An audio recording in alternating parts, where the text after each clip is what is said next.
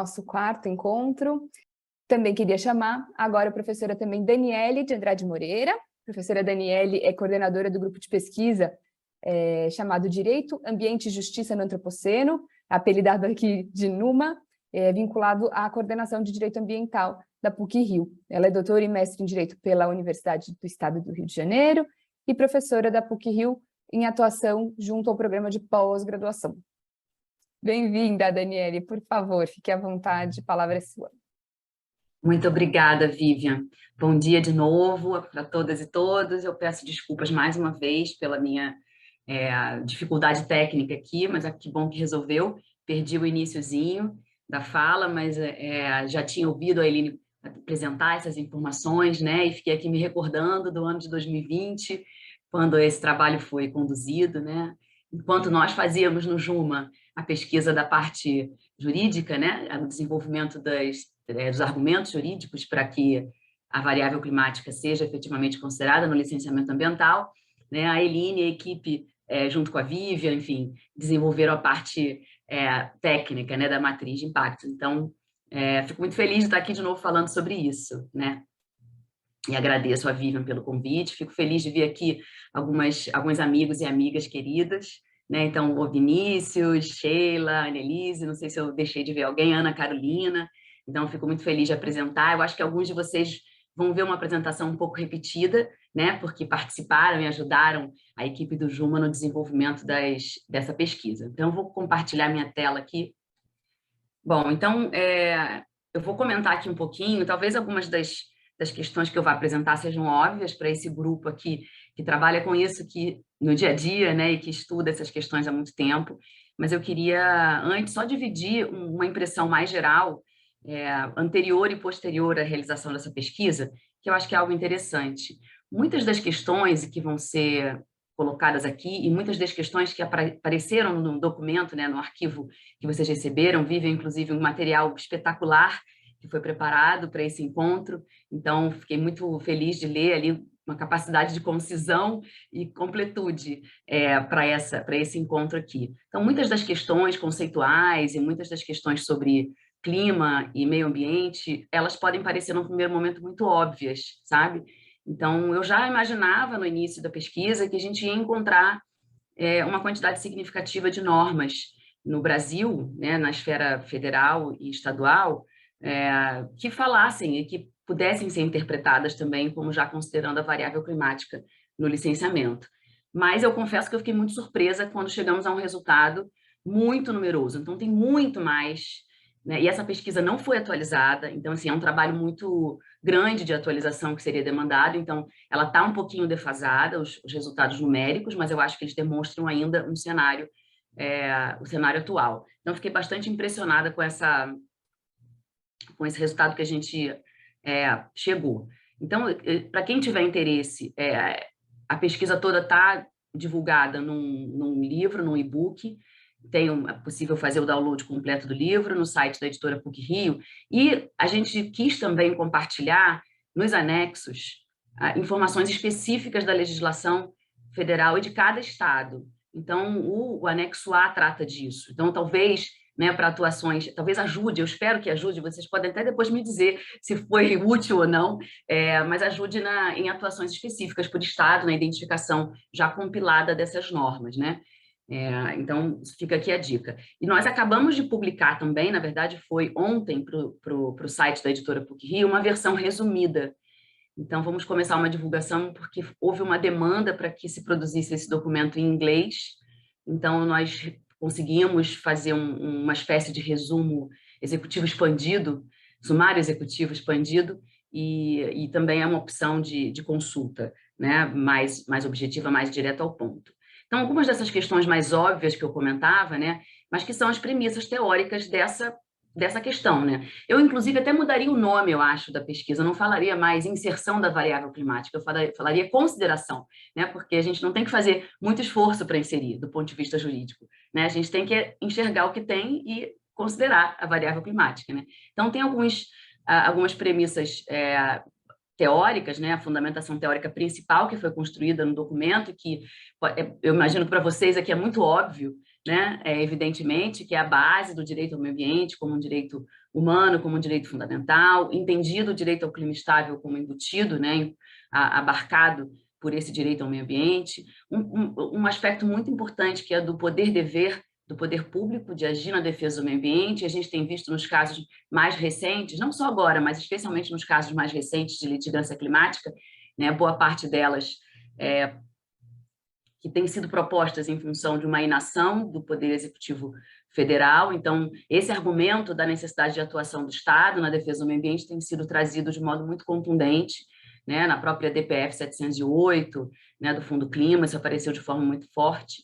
Os princípios da prevenção e da precaução, e no documento que a Vivian mandou já consta essa referência também, que precisa ser lembrada. E eu gosto muito de chamar a atenção para o princípio do poluidor-pagador.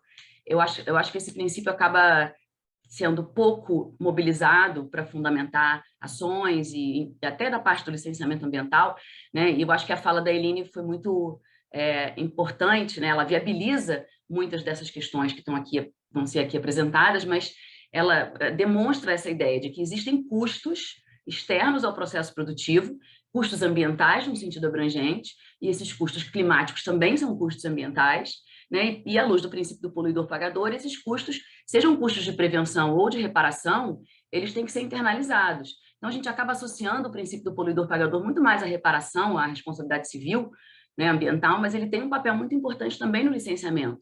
Ele vai orientar a internalização dos custos de prevenção, né, das externalidades ambientais negativas e climáticas na sua perspectiva de prevenção, custos preventivos. Então, é um princípio que eu acho que é muito importante nesse contexto.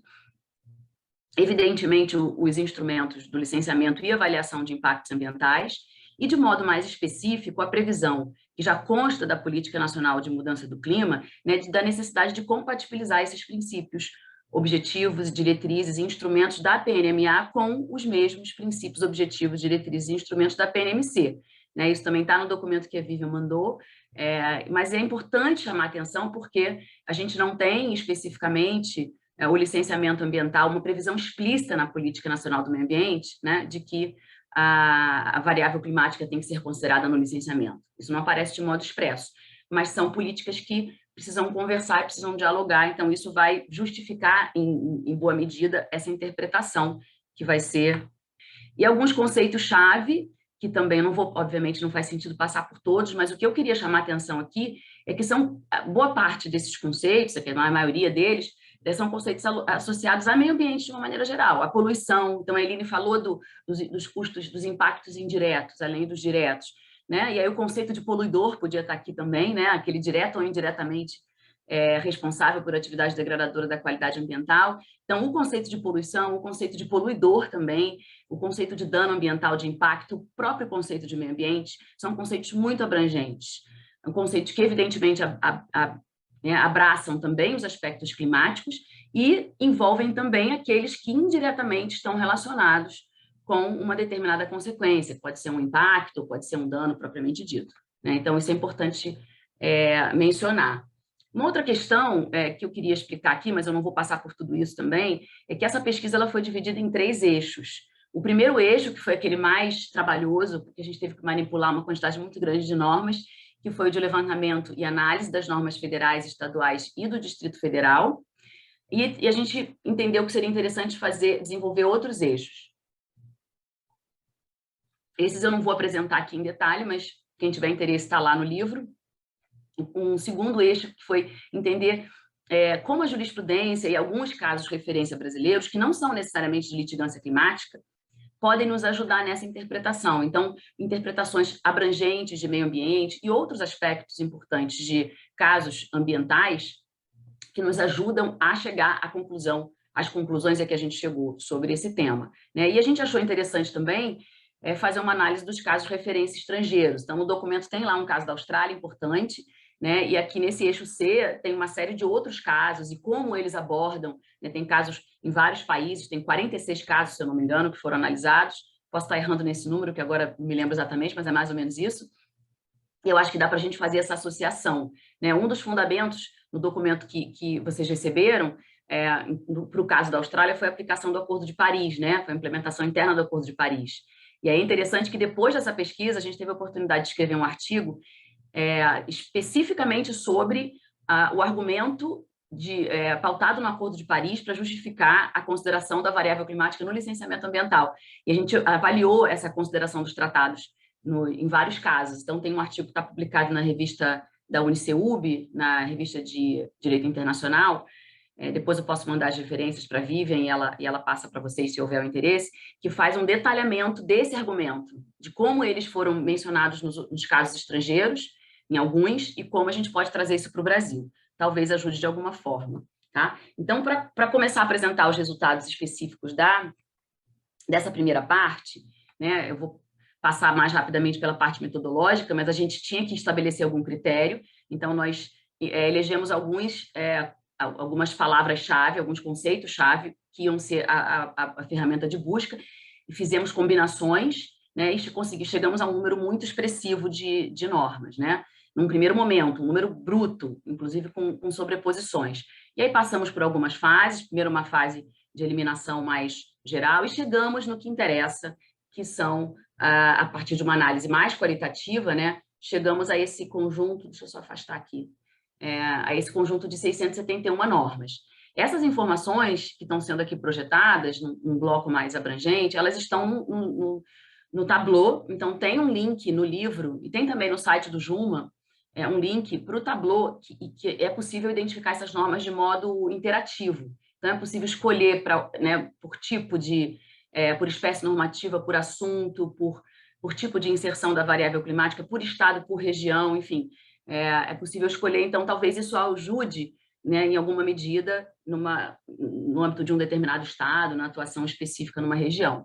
Tá? Então, aqui, para vocês terem uma ideia de como a gente construiu essas informações, né? A gente tem uma divisão das normas por competência, como é que elas se distribuem, portanto, no país, e por espécies normativas também, né? E por assunto, porque muitas normas são só de clima, outras são só de licenciamento, e mesmo assim encontramos fundamentos importantes, né? E também, e aí nós criamos o que nós chamamos de tipo de inserção da variável climática no licenciamento, se ela aparece de modo explícito, se ela aparece implicitamente a partir dessa interpretação abrangente de meio ambiente, de poluição, de poluidor, né? Ou se ela pode ser mobilizada como um argumento contextual. Ela contextualiza, por mais que não diga respeito ao licenciamento propriamente, ela contextualiza questões que tornam evidente essa abrangência, essa amplitude do conceito de meio ambiente, incluindo o clima, e, portanto, elas podem servir como um argumento contextual nessa defesa. E aí eu vou apresentar agora aqui alguns recortes específicos, né? Aqui, como essas 671 normas se dividem, né, por tipo de inserção. Então, a gente tem 42 normas que falam explicitamente desse tema, né, na esfera federal e estadual, enfim, 290 que tratam de modo implícito, né? E só dessas 671, só 141 foram consideradas como de relevância inexistente, né? Não contribuíram para essa interpretação. Então, foi um resultado assim, que me pareceu bastante interessante, né? E por tipo de espécie normativa também. E aqui um recorte, eu escolhi alguns recortes para apresentar aqui, né? Um deles é o recorte federal, para a gente ter essa percepção das normas federais, né? Então, ficou equilibrada, assim, 40 normas sobre licenciamento, 40 normas sobre clima, né, que foram identificadas por assunto, e apenas 2 que tratam explicitamente do tema, né? Então, esse aqui e a gente consegue identificar também a distribuição das normas no tempo. Então, evidentemente que mais recentemente a gente tem uma quantidade maior, né, de normas que podem ser mobilizadas por essa fundamentação, mas as normas mais antigas são aquelas que falam de meio ambiente, são aquelas que falam de licenciamento ambiental, que falam de poluição, sem falar necessariamente de modo explícito em clima, mas que têm e trazem essa abrangência, essa interpretação mais abrangente. Aqui é um recorte por região, né? A região sudeste e a região sul são aquelas que tiveram uma maior quantidade de normas encontradas, né? Eu escolhi a região sudeste, porque depois eu vou fazer um zoom para o Rio de Janeiro. Eu sempre falo isso, não é porque eu sou do Rio de Janeiro, mas porque o Rio de Janeiro tem tinha à época uma quantidade maior de normas de inserção que prevêem explicitamente, né, a consideração da variável climática, mas é possível fazer essa escolha e observar de modo interativo, né, essas informações. E aí, no Rio de Janeiro, que são 8 normas, e aí a gente consegue fazer isso para cada estado, conforme houver o interesse aqui de cada um. Depois eu posso compartilhar no chat o link, tá? Para esse Tableau e o link para para o site onde tem essa pesquisa completa. Aqui a gente tem um outro possível recorte, né, que é por tipo de inserção. Então, aqui são as 42 normas. Como é que essas 42 normas, que falam explicitamente da consideração da variável climática no licenciamento ambiental, se distribuem no país? Então, a gente consegue ver os estados que não têm nenhuma norma sobre o tema, né, e os outros que têm uma quantidade maior. Então, o assunto tratado, enfim, e a própria distribuição também no tempo. Então, é outra forma de enxergar essas informações. Também, e aí, entrando, na verdade, em alguns exemplos, né, do que foi classificado por nós como inserção explícita, implícita e como argumento contextual. Na publicação tem a metodologia lá, é um dos anexos, é um dos anexos da publicação principal, porque foi um desafio também construir essa metodologia, né? Então, a gente tem a referência explícita, por exemplo, na Instrução Normativa 12 de 2010, que está no documento que vocês receberam, né, que fala em mitigar ou compensar, é uma expressão mais estrita, mas é possível interpretar mais amplamente. Então, esse é um exemplo, né? A gente tem exemplos no Rio de Janeiro de algumas referências explícitas a esse tema, né? Então, tanto a Política Estadual de Mudança do Clima, o decreto regulamentador e o decreto mais recente sobre licenciamento ambiental aqui no Rio de Janeiro, mencionam a questão, e aí fazendo uma conexão muito com o que a Eline falou, né? Na necessidade de inventário, a necessidade de apresentação de um plano de mitigação e compensação, a possibilidade expressa de condicionar a licença à obrigação de neutralização total ou parcial. Então, tem algumas referências que podem ser exploradas aqui, né? O exemplo clássico de inserção implícita é a resolução CONAMA 01 de 86, que já naquela época falava de modo bastante completo, abrangente, amplo, né, sobre o diagnóstico ambiental, sobre o que o estudo de impacto ambiental deve desenvolver, né, considerando uma série de aspectos, inclusive clima. Embora essa expressão clima aqui seja muito específica, eu acho que a gente pode interpretar a partir do que hoje se considera como clima, né, e perceber que, embora não seja uma referência explícita com todas as letras, é evidente que a questão climática está aqui embutida. E também identificando a necessidade de consideração de todos os escopos, né? O escopo 3 fica muito aqui abrangido também por conta da necessidade de que os impactos ambientais, que essa análise leve em consideração também os impactos indiretos. Então, essa parte que é muito mobilizada nas ações ambientais, né, e nas discussões sobre o estudo de impacto ambiental, não são só os impactos diretos e imediatos, né, mas também os impactos, tanto os impactos positivos como negativos, mas também os de longo prazo e os indiretos. Inclusive, eu me agarrei muito nessa expressão e nessa previsão quando eu, na época do doutorado, escrevi a tese sobre responsabilidade ambiental pós-consumo, que também está ligado ao que a gente está falando aqui, quando a gente fala de escopo 3, né? Então, na época, antes da Política Nacional de Resíduos Sólidos, o que eu argumentava é que, na verdade, já é possível, já era possível exigir a consideração desses impactos ambientais pós-consumo, né, por conta também dessa previsão, além do amplo conceito de poluidor e tudo mais. Os impactos indiretos de longo prazo, e às vezes de médio prazo, dependendo do produto, né, muitas vezes são os impactos pós-consumo são assim, são esses, né, são desse tipo. Então, a gente tem que necessariamente considerar eles no licenciamento ambiental. Isso vale para a questão climática também. Um exemplo de legislação que trata da questão, na nossa perspectiva, como um argumento contextual, e aí tem de vários tipos, né? Tem muitas normas sobre serviços ambientais, né? Quando tratam de serviços ambientais, aí não estão falando de licenciamento, mas quando falam de serviços ambientais e consideram, né, o que é o serviço ambiental, elas trazem conceitos relacionados à questão climática, como conceitos de adaptação e o conceito de carbono, e mais especificamente, quando falam da política, no caso aqui do Amazonas, isso aparece em outros lugares, a política de serviços ambientais do Estado do Amazonas, que tem um dos objetivos específicos é reduzir o desmatamento e minimizar a emissão de gases de efeito estufa, né? E aí uma referência expressa ao pagamento dos serviços ambientais, que eles sejam efetivos, né? E seus benefícios em seus benefícios para a questão climática. Então, a gente entende que a questão climática tem uma especificidade, tem uma complexidade própria, mas ela está abrangida pela questão ambiental como um todo.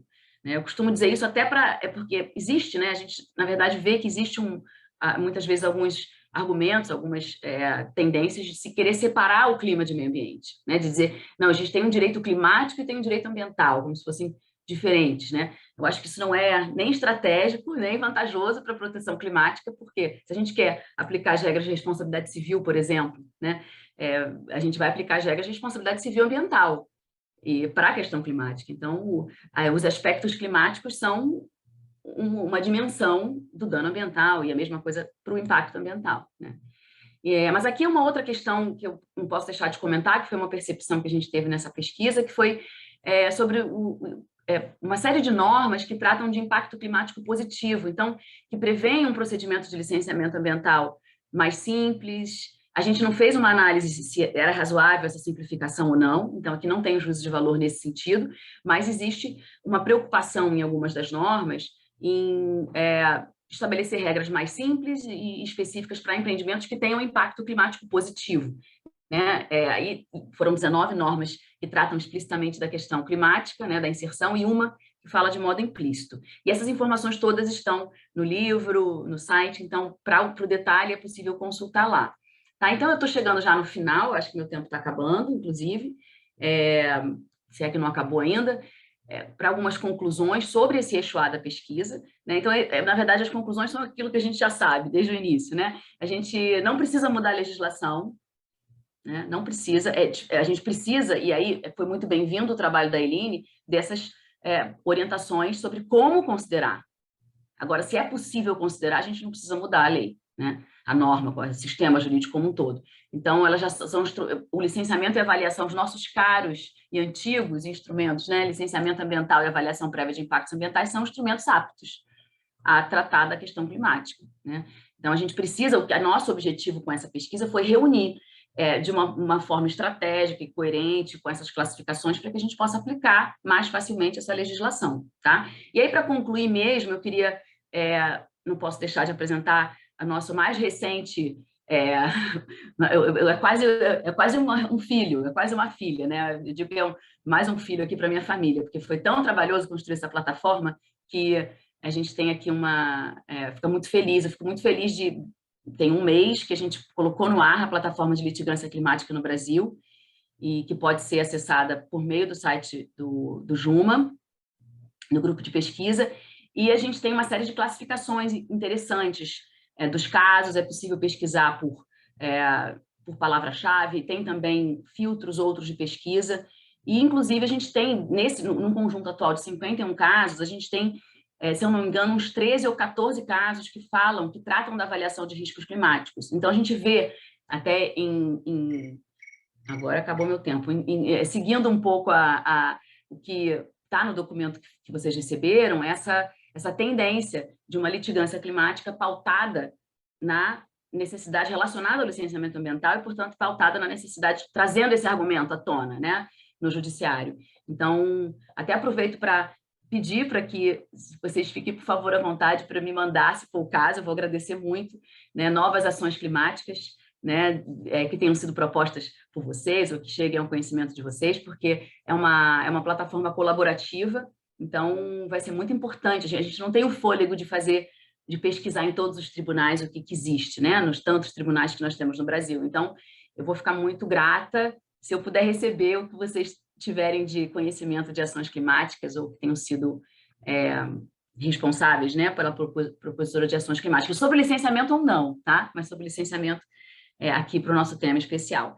Eu vou parar de compartilhar, agradeço muito pela atenção de todas e todos e fico aqui à disposição. Obrigada, Vivian.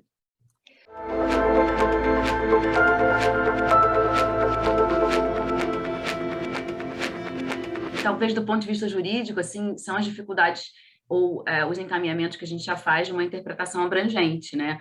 Porque quando um determinado empreendimento se instala num local, tem uma série, né, de impactos indiretos, de demandas para o poder público, de segurança, de acesso à saúde, à educação, que não existiriam se não fosse aquele empreendimento. Então, é uma discussão complexa. Inclusive, esse é um dos temas que, né, na discussão no Congresso Nacional do projeto de lei para alterar as regras de licenciamento ou para acabar com o licenciamento ambiental, como muito se tem dito, né, uma das questões sensíveis, né, qual é o limite do indireto, qual é o limite da responsabilidade do empreendedor. Então, é uma discussão super relevante, eu acho que do ponto de vista técnico, a Eline não podia ser mais perfeita, né? Eu acho que foi uma ótima explicação, mas eu acho que a gente tem que manter, assim, na minha perspectiva, essa interpretação, porque senão muitos dos custos externos não vão ser considerados, vão ser do poder público. O poder público leia-se coletividade, né? Então, eu acho que, enfim, é importante manter essa interpretação abrangente, por mais difícil que ela às vezes seja. A gente que tem trabalhado com licenciamento também tem pleiteado que isso esteja pelo menos muito claro no estudo, pelo menos o inventário disso. Né? Ainda que você possa depois questionar o quanto daquilo tem que ser compensado, mitigado, a gente tem que ter clareza do que existe, porque quando não é inventariado, isso foge do escopo do estudo, isso fica invisível e ele deixa de ser um problema porque ele fica invisível.